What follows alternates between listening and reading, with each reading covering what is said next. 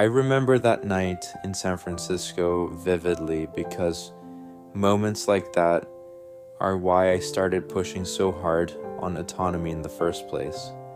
When the power went out and the city blinked like a computer rebooting itself, traffic lights dark, systems confused, humans frustrated, and suddenly everyone was watching what the cars would do when the rules fell away.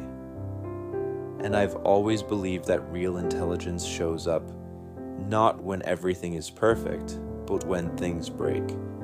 Because the real world is messy and unpredictable and doesn't come with a neatly labeled training set.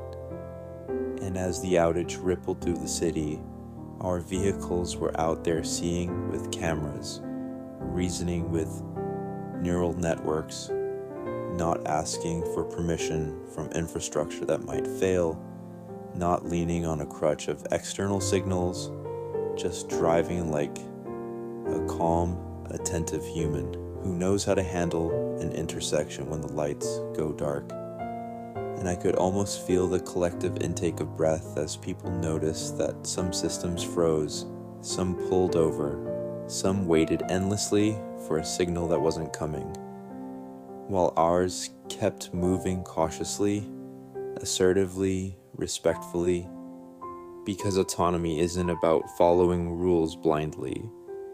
It's about understanding intent and context, and for years people told me it was impossible, that you needed lidar towers and geofence bubbles and constant connectivity. And I kept saying no, the solution that scales to billions of people has to work everywhere, in rain, in dust, in fog, in chaos, with nothing but vision and a brain, the same way humans do. And that night became a kind of accidental demo. Not something we planned or marketed, just reality doing what reality does. And the conversation the next day wasn't just about a power outage. It was about philosophy, about whether autonomy should be brittle or resilient, about whether you design for the average case or the edge cases that actually matter. And of course the stock moved because the market is a voting machine in the short term and a weighing machine in the long term. And investors try to read the future from moments like that. But for me, it was never about a single trading day. It was about validation of a path we chose years ago when it was unpopular, when people laughed at the idea that cameras could replace expensive sensors, when critics said we were reckless or naive. And I kept thinking about first principles, about physics, about biology, about how evolution didn't give humans spinning lasers on their heads. It gave us eyes and a visual cortex, and if nature solved general driving with vision, then silicon could too.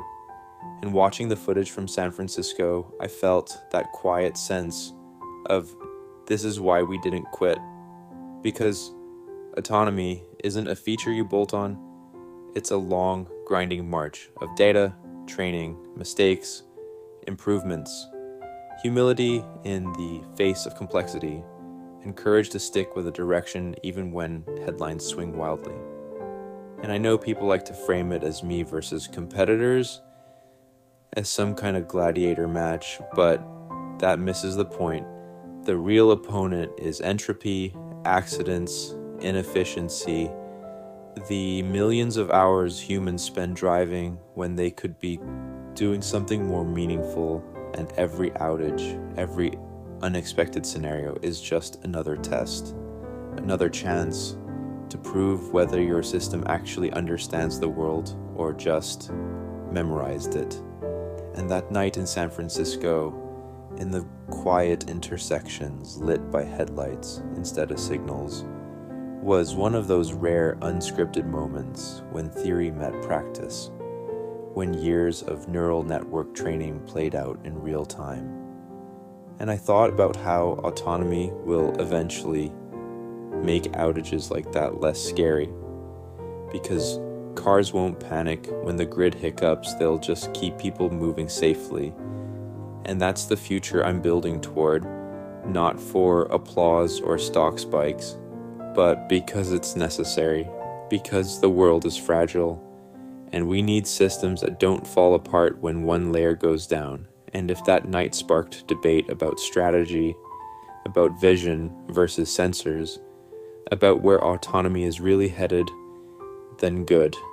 Debate is healthy, it sharpens ideas, but the road forward remains the same for me.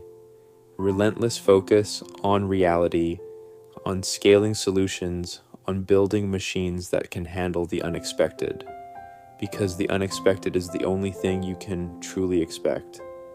And the funny thing is that once the conversation started, it never really stopped. Because autonomy has a way of pulling every thread together.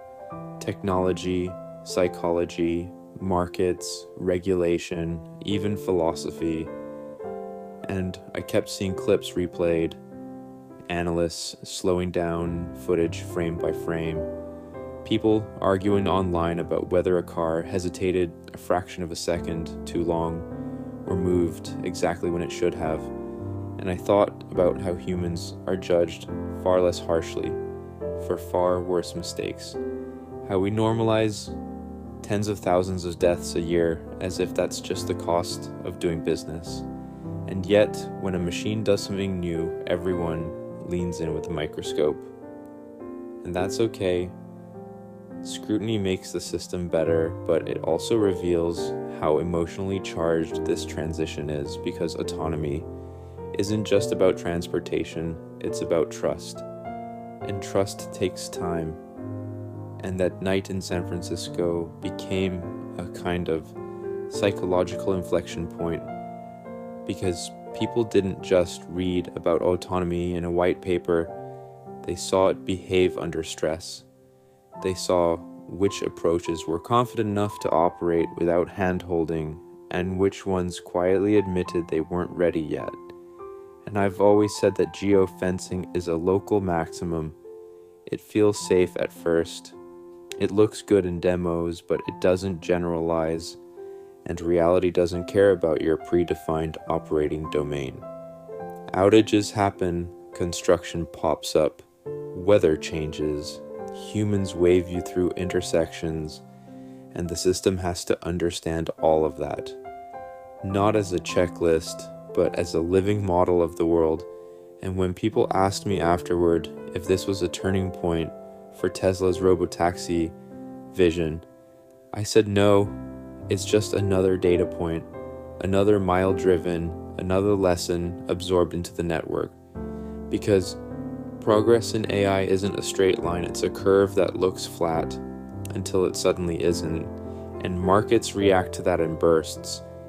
You see the stock jump or dip as people try to compress years of future impact into a single day's price action, but internally we don't run the company on vibes or headlines. We run it on vectors, on loss curves, on disengagement rates, on how quickly the system learns from rare events like a citywide power outage. And what excites me most isn't that the cars handled it. It's that the next time will be even better without anyone rewriting a single line of logic by hand. Because the system learns the way a human learns. By seeing, by experiencing, by generalizing. And that's the compounding effect people underestimate. They think autonomy is a switch you flip, when really it's an engine you accelerate. And every unexpected scenario adds fuel. And I also think about regulation, about how moments like that quietly influence policymakers more than any presentation ever could, because it's one thing to hear claims, it's another to watch a system behave responsibly when the infrastructure disappears, and over time that builds confidence. Not overnight, but steadily. And I know critics will say this is just one city, one outage, one narrative, but that misses the broader arc, because autonomy isn't proven by perfection, it's proven by resilience, by how it degrades gracefully instead of catastrophically, And that's what we aim for. And when I zoom out, I see robotaxis not as a gimmick, but as a fundamental shift in how cities work. Fewer parked cars, more efficient roads, transportation as a service that's safer and cheaper than owning a vehicle. And yes, that has enormous implications for Tesla's valuation, because it changes the denominator of what a car company even is. But again, valuation is downstream of usefulness.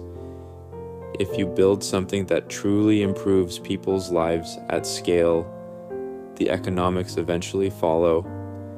And that's why nights like the San Francisco outage matter to me personally, because they're unfiltered, they're unscheduled, they're reality stress testing your assumptions. And when you pass those tests, you don't celebrate too loudly.